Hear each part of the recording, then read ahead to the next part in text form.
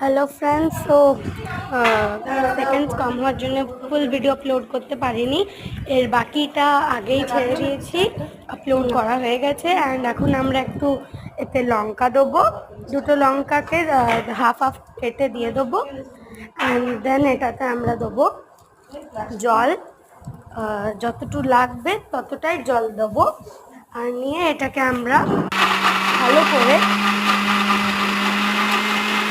Mix করে নেবো।